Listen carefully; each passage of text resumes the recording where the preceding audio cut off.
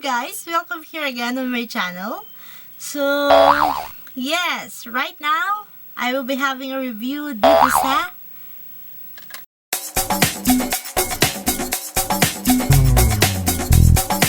Hello everyone! Welcome here on my channel. So right now, I will be having again a new product review for you guys. So ngayon, ang i-review ko ay itong EB Advanced BB Cream. So, this is my second purchase na sa BB cream na ito. And then, my first purchase, ang first impression ko doon, hindi ko siya nagustuhan. Kasi yung effect niya sa skin ko, super yellow siya. And then, super nag-oil up yung skin ko. So, hindi talaga maganda yung naging effect nung first try kong ginamit yung BB cream na ito. Kaya, medyo tinenga ko ito nung una. But, yes, binigyan ko siya ng second chance. And then, on that second chance, nakasali na siya sa June favorites ko. I guess, nung una kasi, mali siguro yung execution ko, yung pagkagamit ko. Siguro, medyo nadamihan ko lang yung pagkalagay ko ng product sa face ko, kaya ganun ang naging effect niya sa akin. But this time, okay na okay ito para sa akin. So, para ma-justify ko yung sinabi kong okay na okay, let's do the review. So, I bought this product sa range ng 200 plus pesos. And this product contains 50 ml amount of product. So, marami-rami yung product na ito. This product also claims, okay, so babasahin ko lang yung kodigo ko dito, to provide flawless coverage while concealing blemishes and dark spots. And this product also contains shea butter and vitamin E. It richly moisturizes your skin to make it soft and smooth. So, yan ang mga claims ng product na ito. Yan ang mga i-check natin kung talagang ma-achieve niya nga yung mga claims niya. So, I guess yung BB cream na ito, they have two shades. Yung isa is pink undertone. And then, yung isa, ito yon, yellow undertone. So, yung shade na ito is in the shade Oriental. Yellow undertone ito. So, it really suits for all Filipina skin. Since most of our skin color, ang undertone natin is yellow. So, this one, it really suits our skin tone. Before we start yung application natin, so, mag-insert ako ng clip dito para makita nyo yung actual na appearance ng skin ko. So, as you can see here sa video dito sa left side, yung face ko, it's not in a good condition. So, marami akong dark spots, marami akong acne marks, and may mga blemishes ako. And then, meron din akong redness na nagaganap sa entire face ko. In other words, marami talaga akong problema sa skin ko. Okay, so titingnan natin ngayon kung yung BB cream na ito, makukover niya yung mga problems ko na yan, since yung mga claims niya mukhang maganda naman. By the way pala, yung BB cream na ito, meron itong amoy. So, hindi ko alam kung paano explain yung amoy niya. But once you apply it on your face, agad-agad din naman niyang nawawala. Nag-oxidize din naman agad-agad yung amoy niya. But when you smell yung product directly dito sa tube, then, hindi talaga siya tolerable. But once you applied it, agad-agad din niyang mawawala. Aside sa smell niya, so as you can see, sabi ko na kanina, nasa tube siya. So yes, yung packaging niya, tube lang siya, wala siyang pump. So, ang tendency nito, most of the time, messy yung type ng packaging na ito. So, be very careful when you use it, especially when traveling. Let's start for the application. Mag-insert ulit ako ng clip dito. So, as you can see there, marami akong blemishes. So, what I like when applying this product, inuumpisan ko muna sa mga problem areas ko. So, sa mga problem areas ko na yan, dyan ko kino-concentrate na linalagay yung mga product.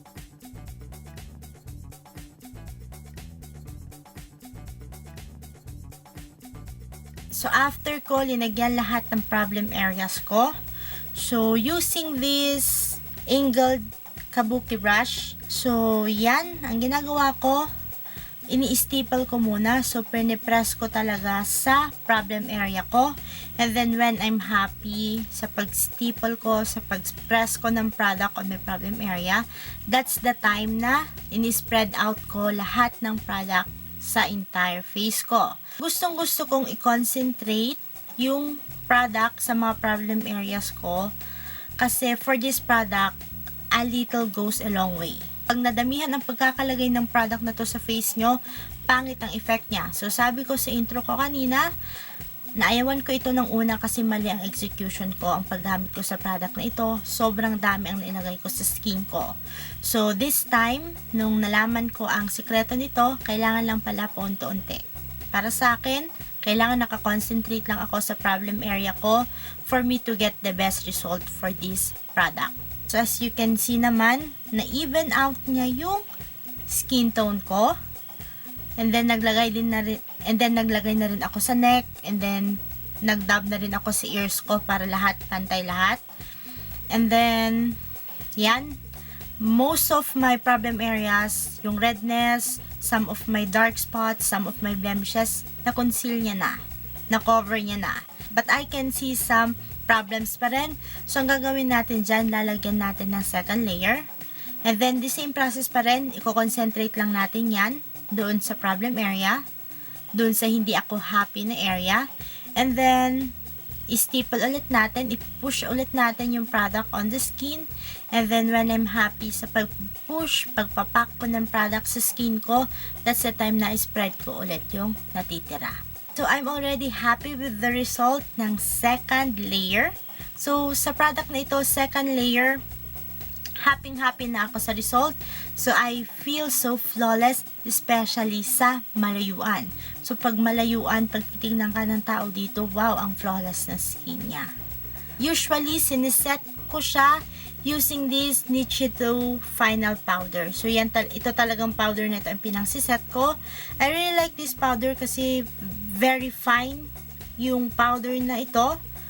And then, it helps to mattify talaga yung product. What I really like sa product na ito, yung finish niya, it's very matte. Pag hawakan yung skin, it's very dry. So, I really like that. That is a plus for this product. So, most of the time, alam naman natin na lahat ng BB cream, most of the BB creams, ang binibigay lang yan is to even out our skin tone. So, most of the BB cream, hindi yan nagbibigay ng full coverage. Most of the time, walang coverage yan. Tinted moisturizer lang, or kung meron mang coverage yan, hanggang medium lang. So, hindi niya talaga na-hide lahat ng blemishes. One of the wow factor for this BB cream, this is a BB cream. It is cheap, pero yung work niya naman sa skin natin, lahat ng creams niya, na-achieve niya. So, concealing blemishes and dark spot, check na check yan para sa akin. And then, it really evens out my skin tone, na wala yung redness sa skin ko. But, for the part na it moisturizes, smoothens skin, parang wala akong naramdaman doon. Parang normal lang yung skin ko na yawakan. Hindi siya smooth, hindi siya soft, hindi siya smooth. Normal lang siya. So, uulitin ko ulit, this product or this BB cream dries fast. So, matte siya pag nag-dry. And then, hindi siya malagkit sa skin. So, that is a plus for this product.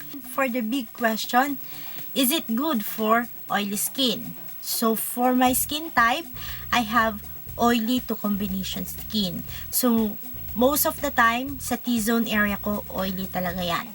So, lagi ko itong ginagamit pag nasa Manila ako. Araw-araw ko siyang ginagamit. So, wala akong problema sa buong araw. Nagtatagal talaga ito sa akin for the whole day. So, at the end of the day, pagka-uwi ko, pag aalisin ko na yung makeup, yung BB cream sa face ko, meron pa rin akong natatanggal. So, parang wala talagang nagbago. The only problem I have, since as you can see, talagang naka-wear ako ng eyeglasses, pag wala itong eyeglasses ko, bulag ako. So, ang nagiging problema ko lang sa product na ito, yung dito sa may nose bridge, sa hawakan ng eyeglasses ko, and then below, dito banda, and then dito sa may handle niya, nagta-transfer yung BB cream na ito. But I don't have any problem for that. Touch up lang, retouch lang ng powder ang katapat niyan. So, konting pag-spread lang ulit doon sa product and then mag-retouch lang ng powder, then good to go ka na ulit. So, parang walang nagbago lang sa skin mo. And then, for the question, is it good for the oily skin? Okay, for this product, para sa akin, wala naman talagang foundation na pang oily skin, pang dry skin. So, most of the product, most of foundations, especially cream products, ang tendency niyan talaga, magkaka-oily skin talaga ang isang tao pag ang skin type mo talaga is oily skin or combination skin ka. So, yung product na ito, yung BB cream na ito, hindi lang siya good for oily skin or combination skin. This product, this BB cream is very good to all skin type. So, lahat ng skin type, maganda yung BB cream na ito. And then, for the longevity of the product, so sabi ko nga, pag nasa mainit akong lugar, nasa Manila ako, tumatagal ito sa akin hanggang hapon. So, pag ginamit ko siya noong umaga hanggang hapon, meron pa yan sa face ko. Ang katapat lang yan is touch up or blotting sheet or powder. Yun lang ang katapat ng product na ito. Final say ko sa product na ito, sabi ko nga, nakasama na ito sa June favorites ko. So, I really love this BB cream. This is my go-to BB cream, affordable na, and then it has a very good quality. Maganda ang coverage niya sa skin, and of course, it fits to all skin type.